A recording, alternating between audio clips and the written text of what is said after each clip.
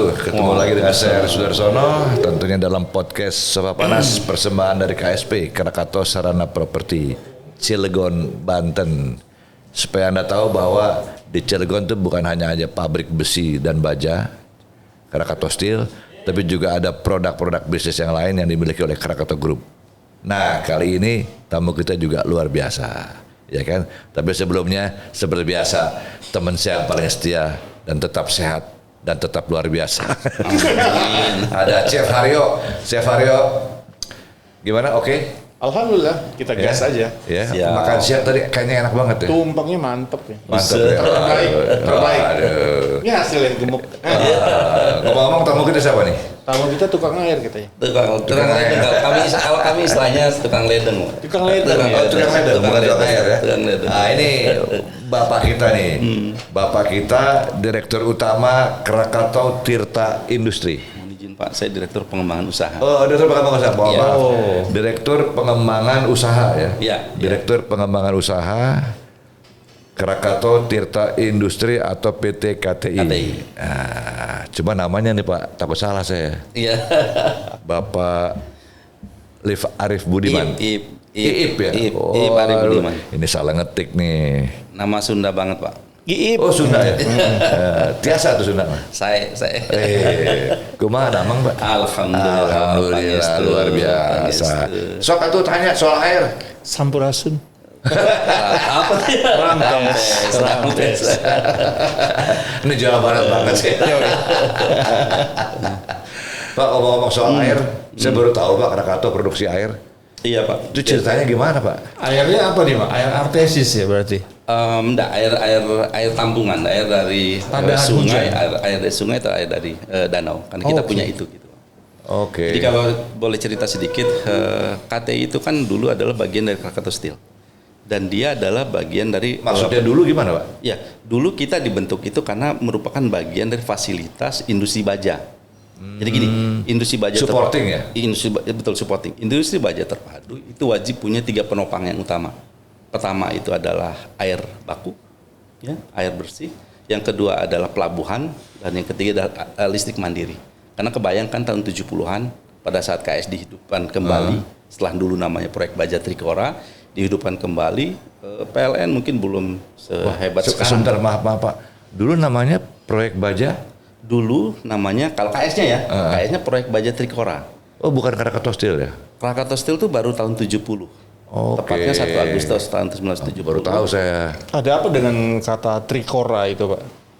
Itu ide hebatnya menurut saya dari founding fathers kita, Soekarno. Dari Bung Karno ya? Ya, jadi Pak Karno itu seingat saya waktu di tahun 48, berawal-awal setelah kita merdeka, itu mulai sudah berpikir bahwa kalau negara ingin maju, maka negara harus punya industri dasar yang kuat.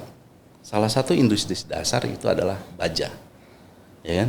Nah, itu yang beliau impikan, beliau apa namanya? Dari awal tuh beliau sampaikan, sehingga di tahun 50-an kalau Bapak-bapak masih ingat, kita kan pernah bekerja sama dengan Uni Soviet. Kita pernah beli alat-alat perang. Ya, betul. Uni Soviet. Ya, kita pernah menjadi angkatan udara terbesar di Asia, angkatan lautnya juga demikian. Nah, salah satu program sisipan dari itu adalah kita kerjasama dengan Uni Soviet untuk mengembangkan industri baja. Termasuk Gelora Bung Karno Pak? Iya, betul. Iya, Pak, ya. Cilegon itu sesungguhnya dulu bukan pilihan pertama Pak. Jadi pilihannya ada seingat saya ada 4. Lampung, Kalimantan, Rembang dengan Cilegon. Oke. Lampung dan Kalimantan kaya akan sumber daya alam. Kalau kita sama-sama tahu kan bahwa tanah Lampung dan Kalimantan tuh cuma 2, orang Jognya bilangnya, kalau nggak hitam karena isinya batu bara atau biji besi, tanah gambut. Ya kan, sedemikian kayanya. Oke. Sementara Rembang itu daerah padat di Jawa dan itu sumber tenaga kerja akan banyak. Cilegon nggak punya semua itu. Tapi Cilegon waktu itu menjadi pilihan karena berdasarkan penelitian yang dikirim oleh tim dari ahli dari Rusia, ternyata di Cilegon itu ada punya keunggulan, 2 keunggulan utama waktu itu.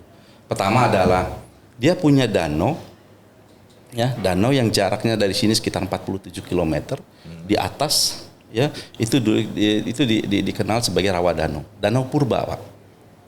Bentukan kapasitas. apa? Bentukan dari gunung berapi? Ya, Atau dari patahan dari gunung. Oke. Kemudian kita punya pelabuhan yang relatif tenang, tetapi kedalamannya sangat tinggi, sangat dalam. Sangat dalam. Yang sekarang menjadi KBS. Oke. Ya, Krakatau? Krakatau Bandar Samudra. Bandar Oh iya. Itu punya salah satu dermaga di situ. Kedalamannya bisa sampai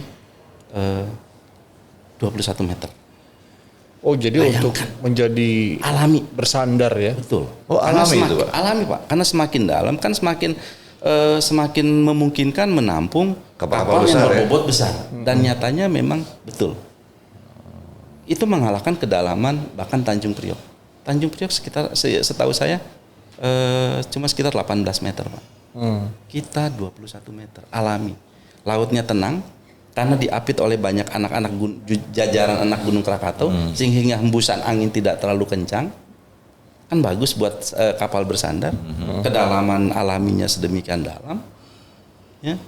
Dan kemudian tadi punya rawa danau yang kapasitasnya besar. Berdasarkan pertimbangan itulah para ahli dari Rusia merekomendasikan pendirian Krakatau Steel atau dulu proyek baja Trikora namanya, Pak Karno menamakan itu di Cilegon. Oh gitu. Itu cerita besarnya gitu ya. Sampai akhirnya muncul Bapak ini. Betul. Jadi itu kalau boleh melanjutkan sedikit tahun 54 itu berjalan. Tapi sayangnya sempat berdiri pabrik baja yang pertama di proyek baja Trikora itu yang kita kenal sekarang dengan Krakatau Wajatama atau Krakatau Baja di sini. Nah itu pabrik pertama yang berdiri. Tapi setelah itu kalau bapak-bapak ingat pecah G13 PKI di tahun 55. 65 ya? 65. Banyak ahli-ahli yang dari Rusia yang kebetulan komunis pulang kan. Karena situasi politik yang tidak mendukung. Terbengkalailah proyek baja itu. Oh gitu. Terbengkalai proyek baja, kemudian Pak Harto naik tahun 67. 68 beliau menghidupkan kembali proyek baja Trikora, didatangkan kembali tim ahli dari Jerman dan lain-lain. Kemudian tahun 69 dibentuk tim dari Kementerian Perindustrian, tahun 70 didirikanlah Krakatau Steel sebagai badan hukum untuk melanjutkan proyek baja Trikora tadi. Jadi waktu tahun 70 Krakatau Steel berdiri, Bapak sudah terlibat tuh? Saya Belum lahir ya? 70 Pak. Nah, saya belakang bego aja Pak.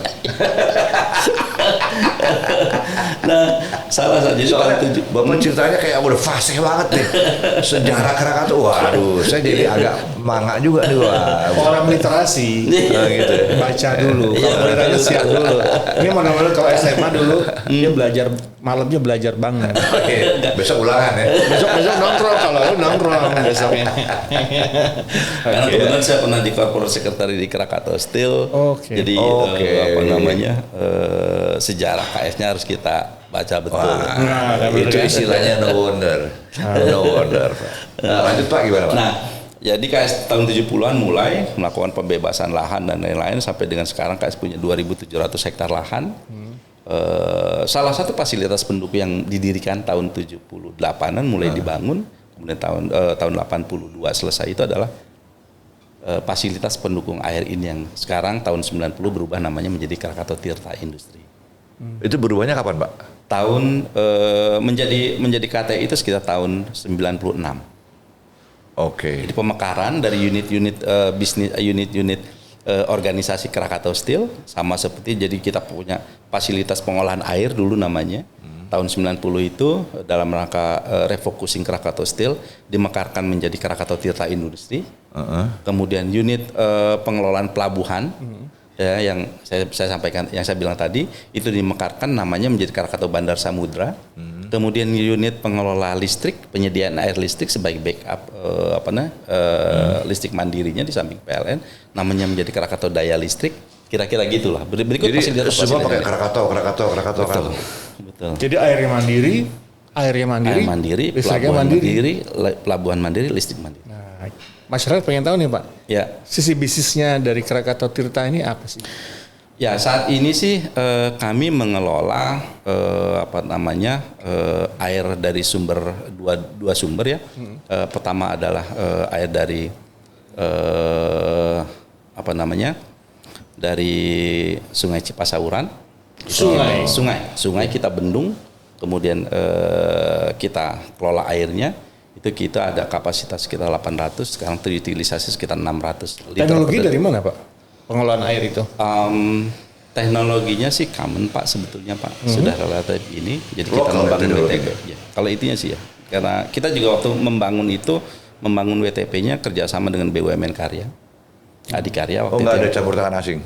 Nggak ada Pak. Alhamdulillah. Kalau kesini sih barangkali yang teknologi yang lebih maju, terutama teknologi pengolahan air laut, seawater reverse osmosis. Meskipun beberapa perusahaan lokal juga sudah mulai mampu untuk itu. Jadi kita punya kapasitas sekitar 2.600 liter per detik, 2.600 liter per detik loh Pak. Dari sungai itu? Dari dua sumber itu. Dua sumber itu ya. Jadi itu air tada hujan tadi? Ya, sungai sama tada hujan pun dari sungai kan. Oke. Sama dari danau. Kita punya danau, punya waduk di sini, Waduk Renceng namanya. Itu luasnya sekitar 160 hektar sampai 200 hektaran. Itu untuk penampung air, jadi sebagai cadangan air di masa musim kemarau. Apakah nanti kedepannya akan mendatangkan teknologi itu Pak, penyulingan air laut itu? Pasti Pak. Ya, jadi pasti. Sedikit saya sampaikan. Jadi kita tahu bahwa kalau air tadahan, air simpenan gitu ya, baik danau maupun sungai, kan ke depan tantangannya akan makin berat Pak ya, akan makin besar. Tekanan kebutuhan penduduk, ya lahan, penduduk makin banyak, makin akan berhimpitan, baik dengan daerah sekitar danau maupun daerah sekitar aliran sungai, ya kan? Itu akan menekan kebutuhan untuk kita untuk memaintain kondisinya tetap terjaga dengan baik, dan itu effortnya akan luar biasa. Dan kami concern di situ. Kalau secara hitungan engineering ada nggak sih Pak kehabisan air bersih gitu? Itu kan ketakutan umum ya.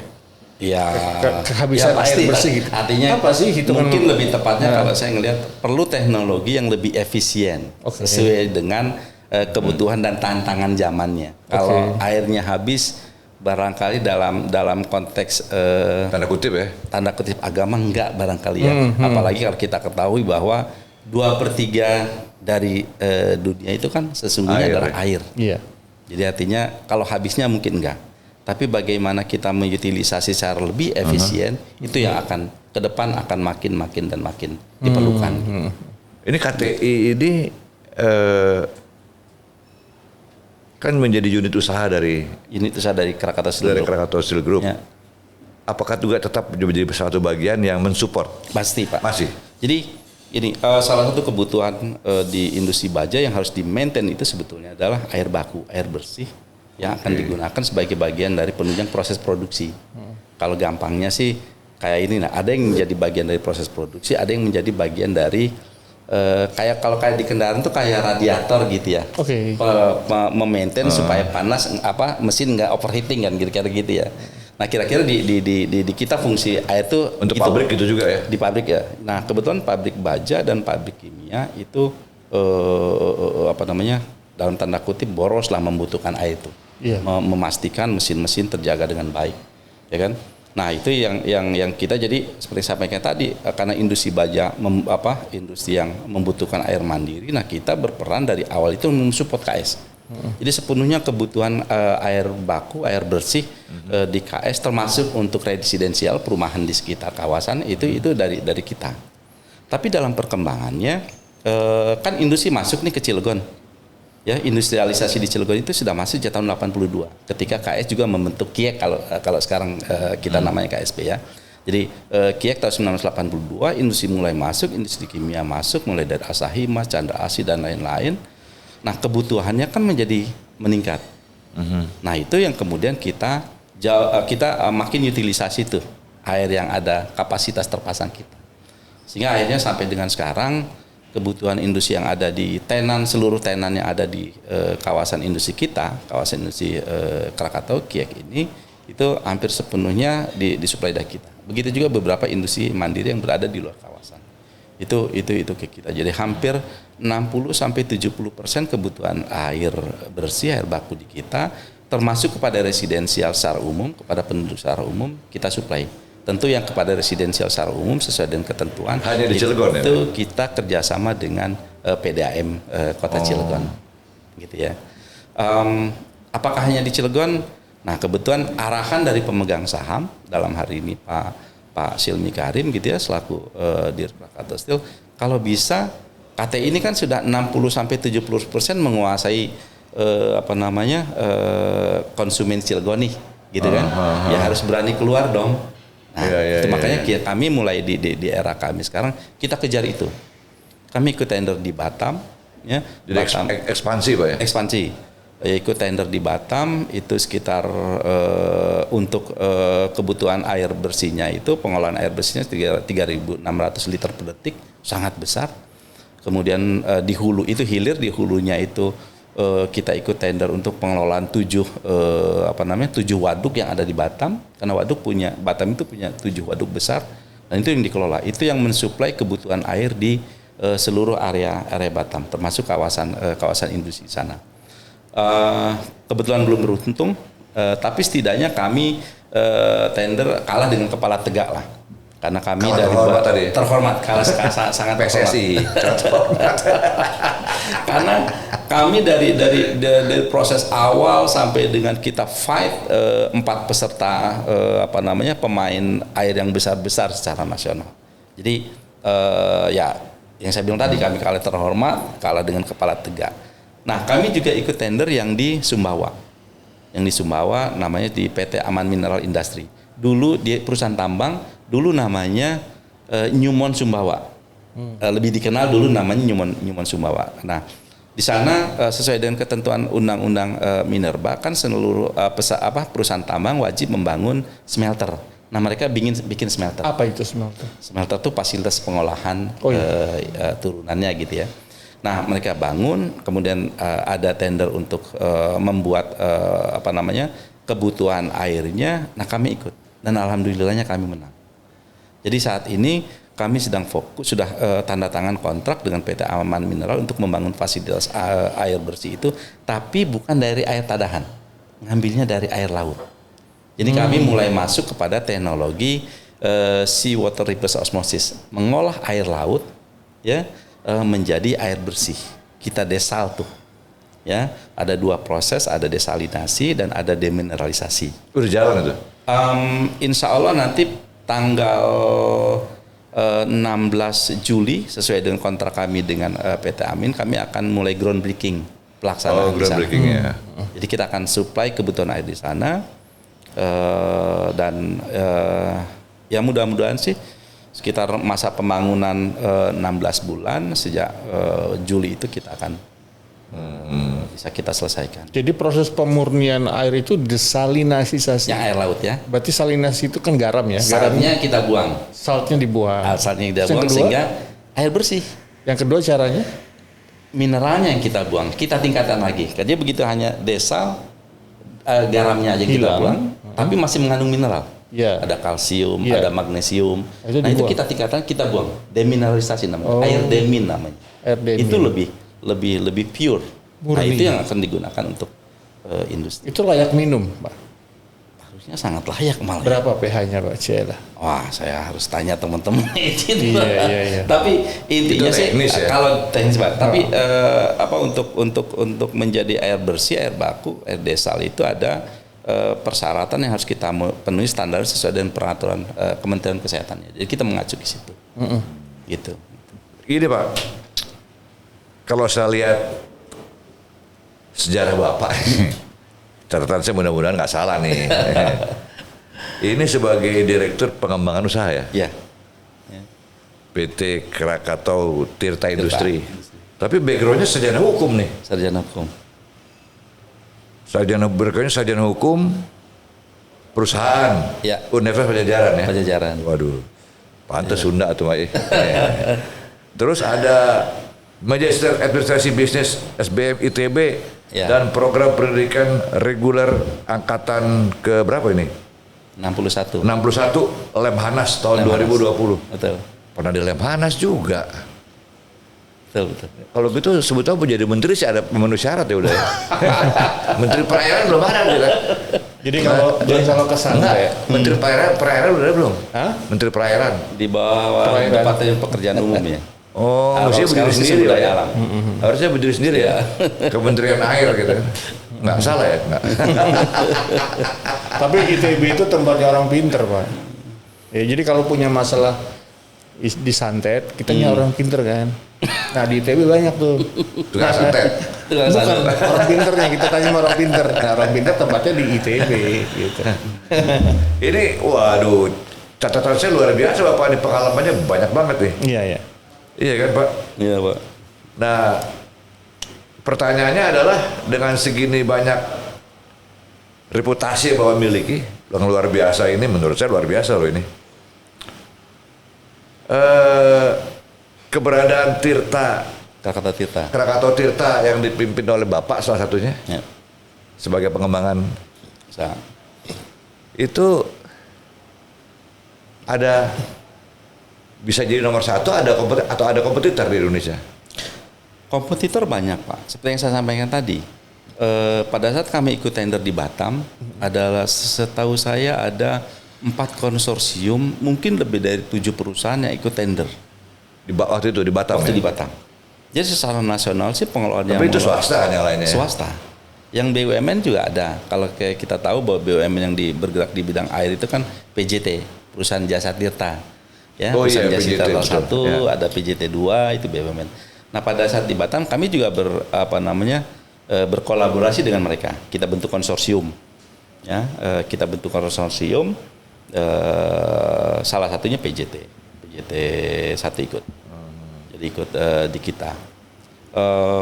Banyak sekali Pak kalau ini. Dan itu grup-grup besar, Pak. Grup besar. Nah, sekarang kegiatan di Cilegon ada pengolahan di sini juga kan? Ada. Ada. Selain Cilegon, Pak. Di daerah lain kan Bapak bilang atas gagasan Krakatau Steel 1 nah, harus keluar nih. Betul. Itu selain di Cilegon di mana Ya, lagi? itu tadi. Kita masuk ke pengelolaan air laut dan kita menang tender yang di Nah, maksudnya Sumbawa. di daerah mana lagi, Pak? Kita juga sudah dapat menang tender di Kendari itu untuk pengelolaan SPAM, sistem penyediaan air minum. Kendari. Di Palu ya. Apa ya?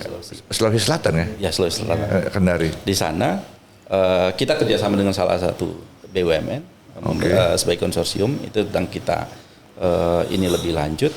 Kemudian kita juga sudah punya project SPAM dengan kapasitas 1000 liter per detik di Gresik, bekerja sama nanti dengan PDAM Gresik. Nanti insya Allah di bulan ini kita sudah mulai commissioning, artinya project komplit selesai. Ya kami juga sekarang sedang menjajaki potensi kerjasama dengan kawasan industri Medan, itu sama seperti Kiek, ya. Kawasan industri itu besar juga, hampir 1000 hektar total areanya. Ya, kami juga tentu menjajaki potensi-potensi yang lain. Ya, kita ketahui bahwa saya sampaikan tadi Indonesia itu saat ini ada, sehingga saya ada 37 daerah tingkat 1 provinsi dan ada lebih dari 500 daerah tingkat 2. Tepatnya 512 daerah tingkat 2 kabupaten kota. Bayangkan kalau setiap kabupaten kota membuat PDAM, ya potensi pasarnya kan sedemikian besar kan. Karena ya kebutuhan. Tapi yang makan juga banyak, Pak. Betul, makanya kan kebutuhan air kan menjadi kebutuhan pokok. Iya. Dan kesadaran masyarakat maupun pemerintah daerah untuk menyediakan air bersih bagi masyarakatnya kan makin meningkat. Iya. Sehingga tuntutan untuk itu kan akan makin. Karena bahasa entengnya gini, Pak. Ini kan Indonesia nih, atau nggak usah Indonesia lah. Yang namanya manusia hidup, Pak. Lihat kue segini, yang makan banyak. Betul. Lihat kue makin besar, makin banyak yang makan gitu kan. Betul, Pak. Kira-kira kan gitu, Pak. Ya. Nah itu kan Dan asing juga sudah masuk, Pak. itu dia, tambah lagi Seperti asing Palija, masuk. perusahaan swasta dari Perancis. Ya kan? Iya. Pak, ini pertanyaan agak apa ya? Agak kampungan lah pertanyaannya nih. Bapak tadi bilang ini air sungai kan? Ya. termasuk air hujan kan. Ya, Air hujan kalau jatuh ke sungai juga jadi air sungai kan Pak. sungai. Tapi sungai kan di Indonesia nggak ada yang bersih Pak. Betul Pak. Itu gimana Pak ya? Ya, jadi pada dasarnya air danau, air sungai maupun air laut punya karakteristiknya masing-masing. Dan itu tidak ready untuk langsung dikonsumsi kan. Artinya tidak memenuhi standar bakunya. Nah, fungsi kita ketika kita fungsi kita itu adalah mengolah. Dia Mengolah menjadi air air itu. yang sesuai, air yang memenuhi standar baku kesehatan tadi. Ada peraturan menteri kesehatan yang mengatur standarnya. Dan kita mereport itu. Karena itu tentu dibutuhkan bahan-bahan kimia penunjang. Oh, Kalau sederhananya jadi- kan kita dulu tuh kan kalau kita di kita dulu kalau kita pengen ngejernihin air katanya kita butuh tawas. Itu Iya, kan paling iya, sederhana iya. tuh. Nah, kira-kira untuk mengolah itu ya mungkin akan ada sekitar butuhkan tiga jenis bahan kimia atau lebih gitu ya untuk mengolah air sungai tadi menjadi air yang memenuhi standar air bersih. Nah, bahan-bahan kimia itu import. Import ada, lokal. Ya, Mayoritas di lokal. antaranya klor itu ya. Klorin itu. Klorin, betul. Betul. Ya, ya. Nah, kalau mengolah air laut menjadi air bersih, bahan kimia tentu butuh lebih banyak. Apa termasuk lagi itu ya? jenisnya. Favorit itu ya? Betul. Ya, Pak. klor. Betul. Ya, klor itu kan Untuk favorit. klorin. Ya. Yang dipakai di kolam renang itu kan? Iya. Buat pakaian, buat pemutih, Iya. buat mutin gigi. Iya kan? Buat Oh, mutin gitu? gigi. Atas giginya putih banget tuh. Sama langsung juga putih. Putih juga putihnya bagus mengkilat. Waduh, ini luar biasa loh, Di. Tapi pertanyaannya menguntungkan nggak sih, Pak? Karena yang makan banyak. Ya, Ya kan? sejauh ini sih KTI sama dengan seperti beberapa anak perusahaan KS yang lain termasuk perusahaan yang sehat dan memberikan kontribusi bagi pemegang saham KS selaku induk. Wah, ini dia nih. Ini Jadi bahasanya bagus. artinya ya Bahasanya bagus. Memberikan kontribusi. Ini luar biasa bahasanya. Gitu. Cantik banget nih. Nggak percuma Lemanas, Bos. Pak, produk untuk masyarakat itu ada apa yang bisa orang tahu ini Cilegon punya nih? ya kalau kita air bakunya, air bersihnya tadi. Jadi seperti saya sampaikan tadi, air baku ini bisa diutilisasi untuk industri, bisa juga untuk residensial, untuk Residensial. penduduk, ya, untuk perumahan, untuk penduduk. Nah, penduduk Yang untuk minum tuh nggak ada ya? secara langsung kita nggak Secara produksi langsung? di sana. Iya. Jadi secara nggak langsung ya? Ya, jadi secara nggak langsungnya tuh ya dikonsumsi oleh masyarakat melalui PDAM. Karena yang mendistribusikan sesuai dengan oke. ketentuan yang mendistribusikan kepada masyarakat itu adalah PDAM. Tapi kalau kami ke industri kita bisa. Jadi masyarakat industri kita yang supply. Pak, maaf kita break sebentar, kita minum dulu Pak. Ah, Sambil saya mau tanya ini air dari HTI bukan? Pak, kalau di film-film ya, di film-film Hollywood gitu kan ada adegan minum air keran tuh. Bisa nggak sih Indonesia seperti itu? Belum bisa, Minum Pak. air dari keran langsung gitu. Belum bisa Itu lah. pertanyaan bisa. Harusnya bisa. Kenapa enggak, Pak? Ayo Pak, diminum dulu Pak. Kenapa Ini belum gitu? Air KTI. Aduh. Iya itu kayaknya kalau di luar kan Minum di tinggal taman, tekan gitu begini, kan. udah minum aja gitu. kan? Kan kita rasanya di beberapa titik di kita juga sudah mulai ada ya. Ada, Jadi- terutama kalau di sekolah tuh sekolah-sekolah yang ya sekolah Katolik, soal itu yang tertib-tertib gitu ya, sekolah-sekolah yang tertib lah. Itu ada, tapi secara umum gitu di pinggir jalan ya itu kayaknya belum ada deh. Mungkin secara ini gini, untuk sampai ke sana, salah satu tantangan kita di Indonesia untuk itu adalah di piping, di pipanisasi. Oh, Oke. pipingnya. Wilayah kita kan demikian luas tuh. Emang Ya, ini negara ya Pak? Ini negara ya. Jadi investasi di bidang air juga nggak murah, nggak murah. Selain yang mengemas produknya sendiri ya supaya bisa langsung cepat minum. Tapi penyediaan infrastruktur dasar dalam bentuk pipanya itu juga mempunyai ini sendiri. Ya kalau kita besar di kota besar dengan densitas penduduk yang sedemikian rapat gitu kan, itu kan membuat menjadi tantangan sendiri juga. Kemudian karena yang tadi karena pada dasarnya penyediaan air yang bersih kepada residensial secara langsung masih kewenangan PDAM, kemampuan pemerintah daerah untuk mendrive agar PDAM lebih ini juga menjadi challenge tersendiri juga. Tapi pada dasarnya industri harusnya mampu gitu. Seperti contoh gini, kami kan melihat juga ini dalam konteks pengembangan ya. Yeah.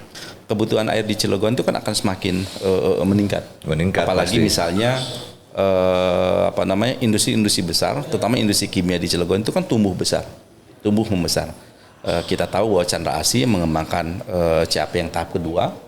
Kemudian beberapa industri kimia yang lain juga demikian di utara misalnya Lotte bikin pengembangan tahap yang kedua, dan alhamdulillah Lotte sepenuhnya yang untuk pengembangan tahap kedua suplai airnya dari kita. Barusan minggu lalu tanda tangan kontrak supply water agreement-nya dengan kami dengan KTI sebanyak 305 liter per detik untuk kebutuhan itu. Dan kami yakin ke depan kebutuhannya akan terus meningkat, berkembang terus ya. Betul. Nah, kapasitas kami yang sekarang tentu nggak bisa kita andalkan dengan source yang ada sekarang.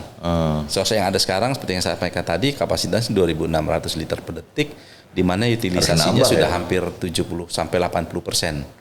Nah, kebutuhan ke depan itu harus kami mulai pikirkan. Karena itu misalnya kami saat ini alhamdulillah setelah melalui beberapa kali paparan kepada pemerintah provinsi, kami diberikan kesempatan untuk menjadi inisiator, menjadi pemerakarsa namanya untuk pengembangan SPAM. SPAM itu sistem penyediaan air minum wilayah Banten Barat yang meliputi 3 kabupaten kota, Kabupaten Serang, Kota Serang, dan Kota Cilegon, yang akhirnya bersumber dari Waduk Karian. Waduk Karian itu letaknya di Lebak, ya. Lebak tuh Serang, Pandeglang ke arah selatan lagi ke Lebak. Kalau jarak dari sini mungkin sekitar 80 km ada. Kami sudah tinjau ke sana, kita sudah dapat rekomendasi dari Pak Gubernur untuk menjadi pemerakarsa. Saat ini kami sedang menyelesaikan kajian pra-FS untuk melihat apakah itu bisa kita utilisasi secara layak, karena bagaimanapun kami institusi bisnis, ya kan, harus kita kaji secara betul kelayakannya untuk mensuplai 3 PDAM di 3 kabupaten kota tadi. Kita dapat jatah sekitar dari air Karian, dari Waduk Karian itu sekitar 1.500 liter per detik. Kami sudah melakukan one-on-one meeting dengan para stakeholder di 3 kabupaten kota itu. Misalnya Kabupaten Serang butuhnya nanti dalam beberapa tahun ke depan berapa liter per detik dari 1.500 itu, Kota Serang berapa, dan Kota Cilegon berapa. Dari pemetaan itu sudah kita dapatkan, mudah-mudahan nanti suplainya akan kita sementara ini tentatif kita alokasikan ke Cilegon yang paling besar, dan itu bagian juga dari strategi kami untuk mensupport kebutuhan Krakatau Steel. Ya, Krakatau Steel seperti kita tahu punya rencana pengembangan yang luar biasa juga. Salah satunya adalah mengembangkan klaster 10 juta baja di Cilegon sebagaimana yang sudah menjadi program pemerintah. Tentu akan butuh air kan. Kami mulai. Apa di sini semua industri selain Krakatau sudah menggunakan jasa dari KTI semuanya? Betul. Termasuk Chandra Asri? Ya. Oh ya? Ya. Oh, pantes. Dari tadi yang disampaikan data semua ya, data semua. Bapak menguasai teknikal nggak Pak? Saya backgroundnya hukum kan tadi yang Pak. Tapi bisa sangat detail menjelaskan ini kapasitasnya segini, wilayah ini butuh ini. Itu butuh sebuah pengamatan kacamata elang gitu itu ya. Namanya juga jebolan Lemhanas. Tentu kan saya juga harus belajar lagi Pak. Harus belajar lagi saya. Jadi baca data tentu. Kemudian bertanya sama teman-teman yang engineer kita, yang para expert yang ada di KTI, teman-teman KTI tentu. Jadi mau tidak mau ya belajarlah secara umum meskipun tidak begitu detail mengetahui ya. Seperti tadi kalau Pak Chef Alio nanya komposisi chemicalnya apa aja sih? secara umum saya juga nggak begitu hafal ya. Karena tadi background ininya. Tapi kan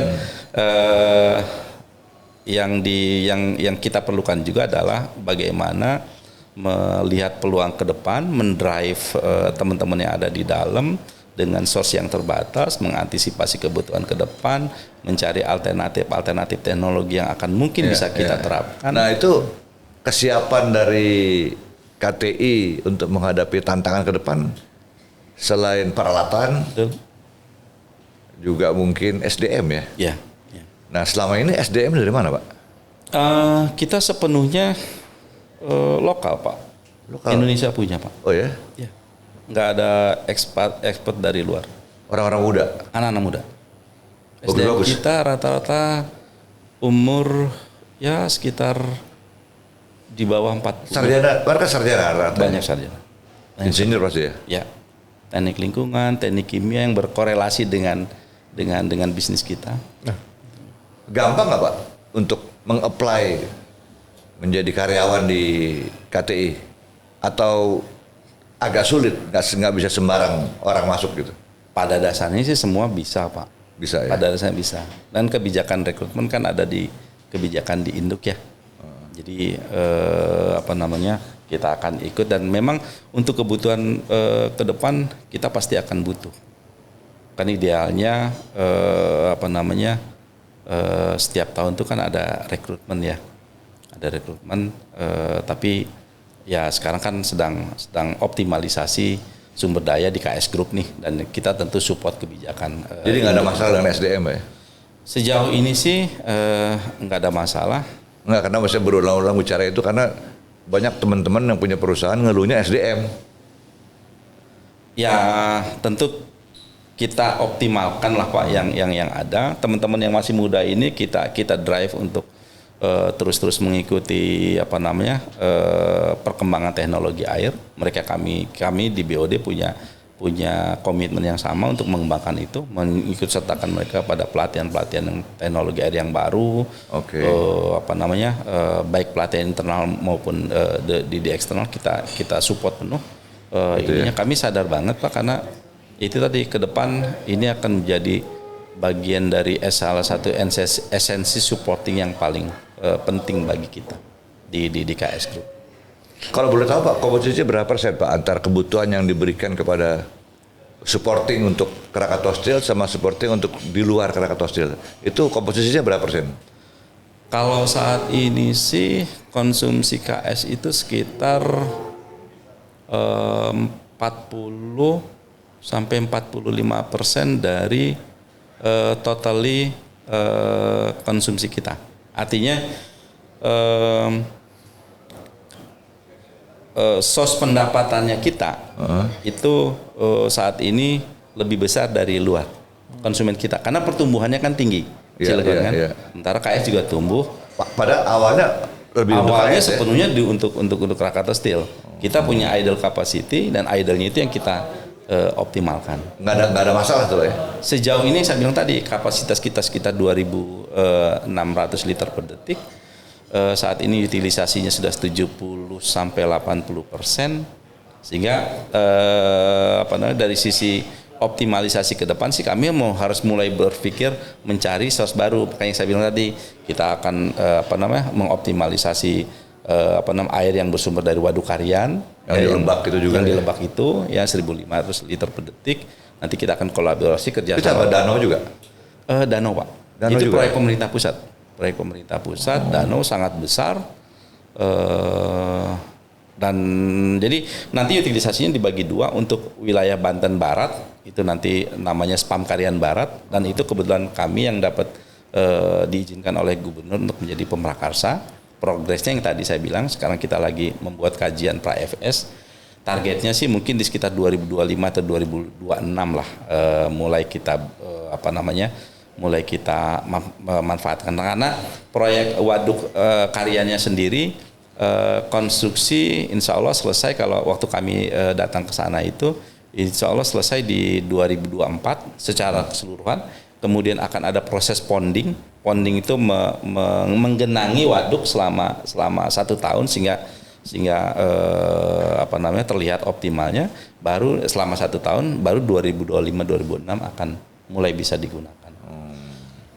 Pak, mengenai teknologi, Pak. Teknologi itu kan identik dengan alih teknologi. Artinya kita beli teknologi. Betul. Bisa nggak sih anak bangsa nih, anak-anak ITB atau anak-anak pintarnya diberdayakan untuk membuat teknologi sendiri gitu. Menggali sumber daya manusianya dari dalam, kemudian kita menciptakan teknologi gitu loh, Pak. Ya. Seperti yang saya sampaikan tadi, Pak, bahwa teknologi pengolahan air itu sekarang ini kita juga secara nasional sudah banyak yang menguasai. Banyak perusahaan-perusahaan lokal yang sudah sangat-sangat kompeten untuk itu. Nah, makanya salah satu yang kami kerjakan yang nanti untuk pengembangan SPAM yang kita di Karian itu menggunakan EPC kontraktor yang itu orang lokal, Pak. Full lokal itu. Lokal. Termasuk ini mesin-mesinnya apa segala macam. Mesin tentu kalau seperti teknologi membran segala masih harus dari luar. Tapi kemampuan untuk merakit, mendesain, kemudian sampai operatingnya itu sudah lokal. Itu kalau kayak gitu, Pak, ada mesin-mesin yang dari luar, berarti harus kirim orang juga untuk mempelajari di sana ya? Betul. Training Betul. di sana. Nah, kami juga tentu punya keinginan masuk ke penguasaan teknologi itu. Sehingga salah satu strategi kita ke depan, selain kita saat ini katakanlah menjadi konsumen dari teknologinya, kita juga akan masuk ke jadi perusahaan itu. Perusahaan di sana mungkin target awal kami saat ini sedang mempelajari, mengamati dan mempelajari kira-kira ada nggak perusahaan lokal yang sangat potensial, bagus, dan kita akan masuk memasukkan equity menjadi bagian dari pemegang saham di sana. Itu sedang kami pelajari juga. Fungsinya selain kita lebih untuk mengintegrasikan bisnis kita secara keseluruhan, juga untuk yang tadi alih teknologi. Teman-teman kita yang di KTI belajar secara langsung penguasaan teknologinya untuk kemudian sebagai bekal kita ke depan. Bisa bikin sendiri di sini juga. Mudah-mudahan begitu. Iya kan begitu, Pak. Nobody jadi somebody. Gitu. Betul. Konsumen jadi produsen. Ya. Kan kira-kira gitu ya. Lokal jadi nasional gitu kan. Iya, kira-kira gitu, Pak. Ya, itu target. Ada ya kita. pemikiran itu ya. Sudah beberapa sedang kita amati. Gini, Pak. Ya, Bapak pernah dengar kan mungkin Cilegon menuju smart city. Ya. Pernah dengar ya? Ya, Pak. Nah, sesuai dengan yang Bapak utarakan tadi, kebutuhan air juga semakin luar biasa kan, meningkat dan berkembang terus. Pertanyaannya adalah apakah PT Krakatau Tirta Industri siap menghadapi Cilegon menuju smart city. Itu gede loh, Pak. Gimana, Pak, kira-kira? Iya, Pak. Ada bayangan nggak sekarang?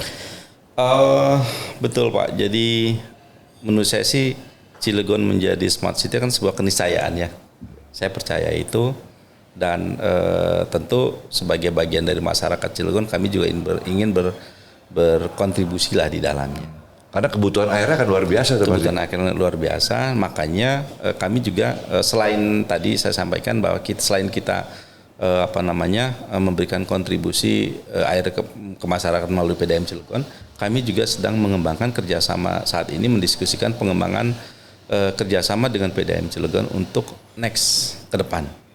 Ya, seperti kita tahu bahwa saya percaya industrialisasi di Cilegon akan makin meningkat, karena menurut saya Cilegon termasuk salah satu daerah kawasan industri yang sangat-sangat lengkap. Bapak bayangkan, Pak, Cilegon dekat dengan bandara. Ya. Ya, Cilegon punya pelabuhan. Ya. Pelabuhan umumnya termasuk yang punya kita, salah satu pelabuhan curah terbesar di Indonesia, kapasitasnya 25 juta ton curah ya, dan pelabuhan dengan salah satu pelabuhan dengan kedalaman laut yang terdalam alami di Indonesia. Kemudian kita punya sarana transportasi tol yang masih relatif jalan dibanding ke wilayah ke wilayah utara. Kalau kita tahu lah ya, Bekasi ke sana itu kan sudah macet. Wah, udah ribet, Pak. Cilegon macet lagi, ribet. Jadi Cilegon itu sudah punya infrastruktur yang menurut saya sangat lengkap. Pelabuhan punya, jalan punya, listrik berlimpah, ya. Air juga beri. Air juga ada.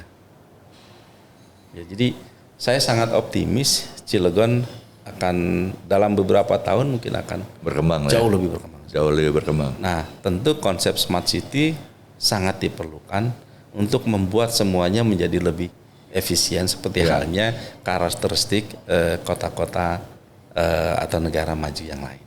Ya kan? Efisiensi dalam penggunaan teknologi, efisiensi dalam pemanfaat ruang lingkup kedaerahan yang terbatas dengan pertumbuhannya yang sangat tinggi. Jadi kita ingin kontribusi menjadi bagian di dalam. Jadi kami sekarang dengan PDAM Cilegon, dengan pemerintah Kota Cilegon sedang mendiskusikan itu, mudah-mudahan nanti bisa kita tuangkan dalam perjanjian tersendiri ke depan untuk yang tadi antisipasi kebutuhan air ke depan. Kami ingin utilisasi air itu tidak hanya disupport oleh kita, tapi juga disupport oleh PDAM secara langsung. Misalnya kalau kita melihat sekarang memang wilayah pengembangan industri di Cilegon adanya di wilayah barat yang kita KTI yang kita sekarang kawasan Kiek yang sekarang Cilegon ini. Tapi ini kan barat ya? Ya, tapi kan Cilegon juga punya wilayah wilayah utara, wilayah timur. Ya, Bojonegara ke sini perbatasan Bojonegara sampai Merak. Itu kan kawasan juga punya potensi berkembangnya luar biasa. Apalagi misalnya pemerintah Kota Cilegon merencanakan membangun kalau sekarang sudah ada jalan lingkar selatan JLS yang ke arah Anyer, rencana pemerintah membangun jalan lingkar utara. Itu kan untuk perluasan wilayah, untuk pemekaran wilayah, dan itu menurut saya bagus juga kalau misalnya di sebelah utara dibangun kawasan industri baru. Entah siapa nanti yang bangun. Nah, kami ingin ketersediaan air di sana bisa kita kolaborasikan oleh kami KTI dengan PDAM. Kita akan support misalnya PDAM akan wilayah sana mereka yang support ke industri, tidak hanya ke residensial tapi juga ke industri. Kita support. Tapi PDAM itu kan APBD, Pak ya? Ya, dia perusahaan daerah. Iya, APBD kan. Betul. Ada anggarannya, Pak? Ya nanti di pemerintah Kota Cilegon lah. Enggak, ini iseng aja nanya. Tapi minimal gini loh Pak. Minimal ya. Seperti saya sampaikan tadi, salah satu infrastruktur yang dalam yang esensial dan lumayan mahal itu kan dipipanisasi. Iya. Ya kan? Nah, kami sih bisa juga bekerja sama gitu. Misalnya pipa dasarnya dari jalur pipa utamanya misal disediakan oleh kita. Nanti pengembaliannya kita bicarakan. Kolaborasi lah ya. Nah, gitu kan. Jadi kita bisa saling support lah untuk itu. Jadi kalau kita bisa mengintegrasikan bareng, kan kita bisa tumbuh bareng, kita bisa berkembang bareng-bareng gitu bersama. Memang idealnya sebegitu, Pak. Tapi pengalaman yang udah kolaborasi itu bikin jadi mampet semua tuh, Pak. Iya kan? Saya kira enggak lah. Artinya enggak ya? Tata kelola itu apakah di kita di perusahaan BUMN maupun di BUMD kan sudah menjadi kebutuhannya, sudah menjadi tuntutan dan sudah menjadi hal yang sangat mendasarkan tata kelola perusahaan yang baik BUMN, BUMD maupun swasta. Jadi saya kira dengan tata kelola yang semakin baik gitu ya, kita percaya bahwa pengembangannya juga sangat mungkin. Saya kira eranya kan lebih baik kita melihat ke depan, ya kan? Kita lihat ke depan dan itu menjadi sesuatu yang membuat kita bener-bener optimis. lem panas nih. Optimis, positif, objektif. Waduh, lem panas people, Bos. Gimana itu, Pak? Mas Saya Bro? sudah cukup puas. Sudah. Mau nanya lagi? Cukup. Minumnya cukup. Kebutuhannya sudah terpenuhi. Barangkali Sudah sangat menjelaskan. ada pesan yang ingin disampaikan oleh Bapak kepada publik ini. Nggak hanya di Cilegon, tapi juga di luar Cilegon mengenai keberadaan PT Krakatau Tirta dengan air bersihnya ini. Barangkali aja ada pabrik yang baru ngeh gitu, ada pengolahan air bersih ya di sana gitu. Ya, betul Pak. Silakan Pak. Ya, kami ingin berperan dalam proses pembangunan, terutama terkait dengan penyediaan air bersih baik bagi industri maupun bagi residensial. Itu sudah menjadi visi kita dan sekarang kita sudah mulai melangkah itu ya. kita mulai aktif di berbagai daerah. Seperti yang saya sampaikan tadi, kita sudah punya proyek bekerja sama dengan PDAM Gresik, membangun proyek spam dengan kapasitas lumayan besar, 1.000 liter per detik. Kemudian di Sumbawa, kemudian akan segera nanti di Kendari, dan kita akan terus mengembangkan peran kita ke seluruh wilayah Nusantara. Mudah-mudahan dengan peran itu, dengan kontribusi itu, tidak hanya meningkatkan corporate image dan kontribusi bagi kita sebagai bagian dari Krakatau Steel Group, tapi juga untuk kepentingan BUMN secara keseluruhan. Mantap. Saya kira itu. Amin. Amin. Amin. Pak, terima kasih Pak. Makasih Pak Atas Ari. waktunya. Terima kasih buat waktunya nih, kita sudah Chef Haryo. dapat Pak penjelasan Iip semua bagus. Arif Budiman. Iip, ini Sunda ya, Sunda banget Pak ya. Sunda Pak. Nama-nama Sunda. Pak Iip Arif Budiman, Direktur Pengembangan Usaha PT Krakatau Tirta Industri. Ya. KTI. Jangan lupa di Cilegon ada pengolahan air. Ini bosnya nih. Pak, sekali lagi terima kasih. Makasih Pak Ari, makasih Chef Haryo. Oke, kita jumpa lagi di kesempatan mendatang, tetap bersama podcast Soba Panas karya Krakatau Sarana Properti. Oke, Mas Aryo. Oke. Assalamualaikum warahmatullahi wabarakatuh. Waalaikumsalam warahmatullahi wabarakatuh.